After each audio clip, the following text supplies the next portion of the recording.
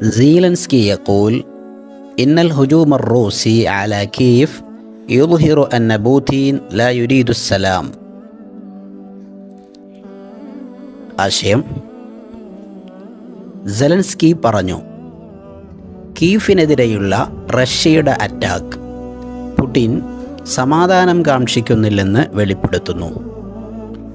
Zelensky, അതായത് ഉക്രൈൻ്റെ പ്രസിഡൻ്റാണ് അദ്ദേഹം. Kyiv എന്ന് പറഞ്ഞാൽ ഉക്രൈൻ്റെ തലസ്ഥാനമാണ്. ഉക്രൈൻ്റെ തലസ്ഥാനമായ കീവിനെതിരെ റഷ്യയുടെ അറ്റാക്ക്, പെടുന്നനെയുള്ള ആക്രമണം, അതാണ് ഹുജൂം. അതുണ്ടായതിൻ്റെ പശ്ചാത്തലത്തിൽ റഷ്യൻ പ്രസിഡൻ്റായ പുടിനെതിരെ ഉക്രൈൻ പ്രസിഡൻ്റായ സെലൻസ്കി നടത്തുന്ന പ്രസ്താവനയാണിത്.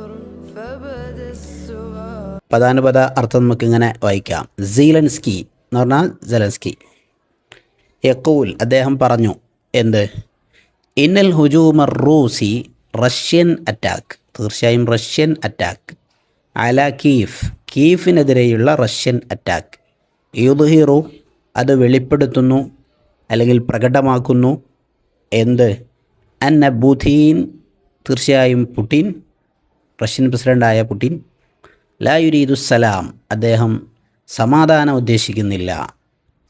അദ്ദേഹം ഡസ് നോട്ട് വാണ്ട് പീസ്, അദ്ദേഹം സമാധാനം കാക്ഷിക്കുന്നില്ല, ആഗ്രഹിക്കുന്നില്ല എന്നതിൻ്റെ, സമാധാനത്തെ അദ്ദേഹം ഇഷ്ടപ്പെടുന്നില്ല എന്നുള്ളതിൻ്റെ തെളിവാണ് കീഫിനെതിരെയുള്ള റഷ്യൻ അറ്റാക്ക് എന്ന് സെലൻസ്കിയുടെ പ്രസ്താവന. അതാണ് ഈ വാർത്ത.